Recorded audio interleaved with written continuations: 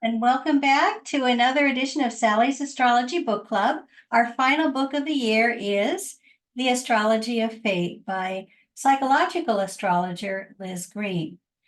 You know, it's kind of surprising that someone who is celebrated as a psychological astrologer would write a book about astrology and fate because psychological astrologers tend to get away from interpretations of chart placements as fated.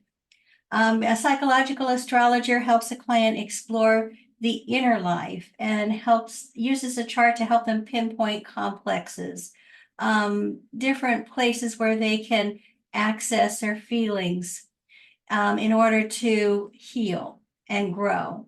And so Liz Greene starts out by talking about this conundrum, how psychological astrologers tend to think of fate almost as a dirty word. But she said, we cannot deny in a human life, fate does exist. Our DNA is fate, our family that we're born into, our culture.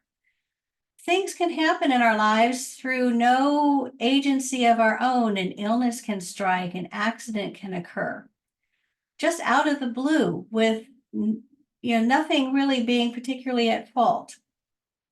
And conversely, there are people who are in the right place at the right time to receive a windfall. They win the lottery or they start a business that just takes off and makes them incredibly wealthy. People are sometimes born with incredible gifts. For example, Elton John's parents, I think, brought a piano into the home when he was 5 years old and he could just sit down and play it. Sometimes people are born with incredible gifts for mathematics or sports that just seem to be almost something fated by the gods. So this kind of fatefulness that descends upon us is what Liz Greene called Moira, which is an ancient Greek term for fate. It's a kind of necessity, certain things that we just have to experience in this life, like our DNA. We can't do much to change that. And an attempt to think that we can control or manipulate this fatefulness leads us to what the ancient Greeks refer to as hubris, which they considered the greatest sin that we could commit, thinking ourselves greater or more powerful than the gods. When Liz Greene would look at a chart to determine, the level of fatefulness, this kind of Moira that might exist in someone's life, she finds that Pluto, the placement of Pluto in aspect to the moon, the sun, or the ascendant can suggest someone whose life is more than typically fated. I was thinking of the chart of President Joe Biden as I was reading this because he is certainly someone who, just to become president of the United States, requires a certain amount of faithfulness in our lives. But also, he is someone who has experienced absolutely devastating loss. When he was just 30 years old, his very young wife was in a car accident with their baby daughter and two young sons. And the wife and daughter were both killed and the sons were injured. And this was an accident that was determined later to be no one's fault. It was just both of them both drivers being in the wrong place at the wrong time. He also himself has experienced significant health issues. He experienced a brain aneurysm when he was in, I think, his 40s. His son, Bo, died in 2015 from brain cancer. And of course, right now in the news is his son, Hunter, who has spent many years struggling with addiction and now is facing some legal problems, kind of relating from episodes during that time. So you can see that while all of us have things that happen in our lives that are difficult, Joe Biden has had more than his share. So if we look at his chart, we see Pluto is up here at 7 degrees of Leo. And when he was born, the moon was doing what was called applying. to that Pluto. You can see it's at 0 degrees applying to 7 degrees of Leo. And so that kind of energy, the applying energy is always stronger than the separating energy. At the same time, the moon is applying kind of widely in opposition to Mars in Scorpio in his 12th house, which also makes a square with Pluto. And notice that Mars is the ruler of his 5th house of children. So you can see that he's had more than normal amount of faithfulness and difficulty around his children. But we also think about fate in other ways, Liz Greene tells us. While the kind of Moira faithfulness in our lives that can descend upon us is more substantial, but there's a kind of faithful energy in all of us, which she refers to as the diamond. That inner fire that we have, that sense that we were born to do something. Why do we choose, the professions we choose? Why do we move to the places where we move? Why do we select the friends that we eventually end up with? What is kind of driving that? She said that if we look to the sun in the chart, that helps us understand that kind of inner fire.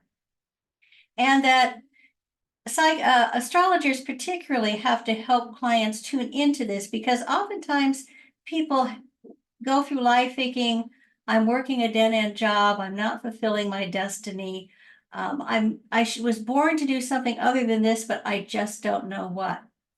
And so she says that looking to the sun in our chart, the sign, the placement, the aspects to that sun can help us unpack that inner sense of destiny that we need to answer, that we need to answer if we're going to live a life that we feel happy with, satisfied with. And again, that sense of destiny is almost something that's kind of part of our software that when we're born. We don't say, oh, I've always wanted to live in a foreign country and learn about other cultures. Where did that come from? It's not something you created. It's just there inside of you. And so if we look again at Joe Biden's chart, we will look at the sun and see that it is in the sign of Scorpio right here with Venus. And this sun is in the 12th house of the chart. And so if you think of Scorpio energy, Scorpio likes to manage and control. It's that deep, fixed energy. That's the still waters. That's just a feeling like if I'm in a situation, I need to manage it. I need to not just feel out of control in this situation. And so if we've got that energy with Venus, which is the sign that likes to connect with others, but in the 12th house, which is kind of the place of universal consciousness, universal suffering, that sense that we're all in this together, that we're all part of one greater whole. And so we can see Joe Biden as having a sense of destiny, that a feeling for the suffering, the feelings of others, that 12th house sense. And then that Scorpio need to manage and control, and the Venus energy to connect. And added to all of this, like a great big Christmas package, is Jupiter, his chart ruler, exalted in the sign of Cancer, forming a trine with the sun. So this is someone who has a sense of destiny to manage universal suffering, you might say, with that 12th house, and that he's going to have benefits in his life that are going to enable him to answer his destiny. And he was, of course, from the time he was a fairly young man, felt that he wanted to be president of the United States. He ran, I think, several times before he eventually won. And so he also kind of launched his run to be president in 2020 when he was not only at retirement age, but well past retirement age in his 70s, when most of us are kind of settling into retirement. He was, starting on this whole new quest to realize his destiny to be president. And today, as I'm talking, he's planning on running again at the age of 81.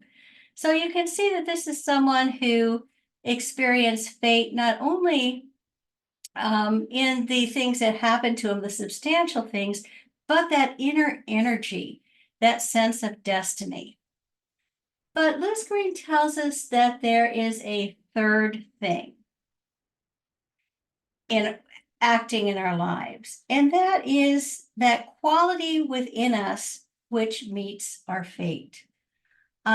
Two people can, for example, grow up with abusive alcoholic fathers. One might go down the same path.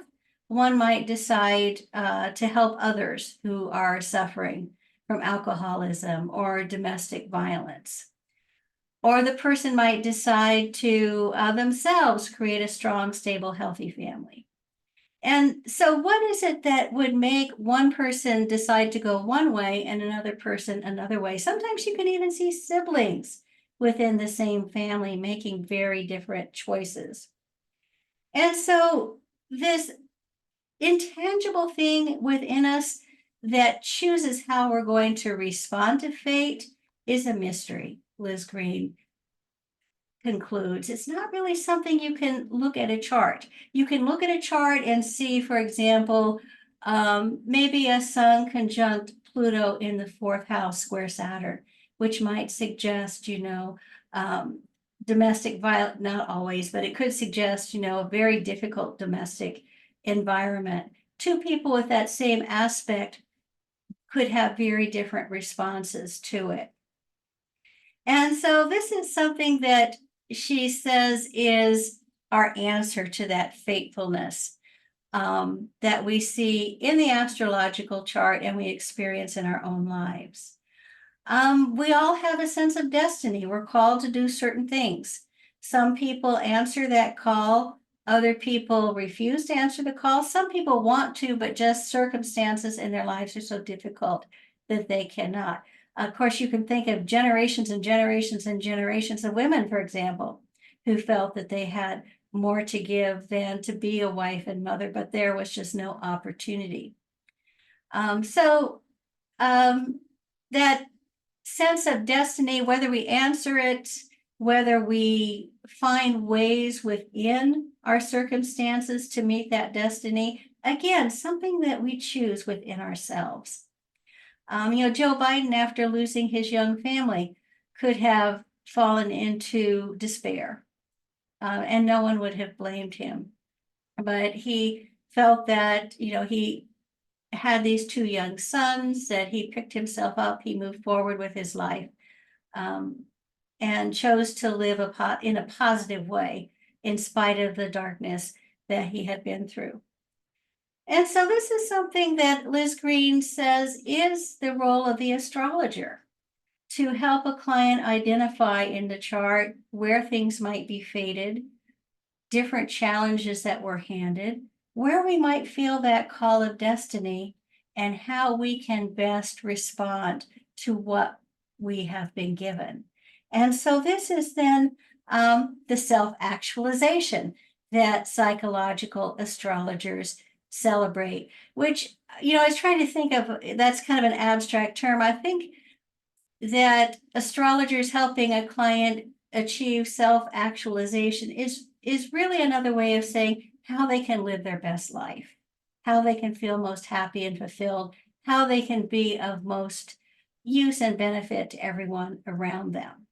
And so it's a beautiful message to end the year with, that while we have difficult things that happen in our lives, that we have a sense of purpose, that sometimes it's difficult to meet. We do have within ourselves the agency to respond to the circumstances in the most positive way possible to bring out the most positive outcomes. So that is truly the gift of astrology. I wish you all a very happy holiday season, and I look forward to seeing you next year. Bye.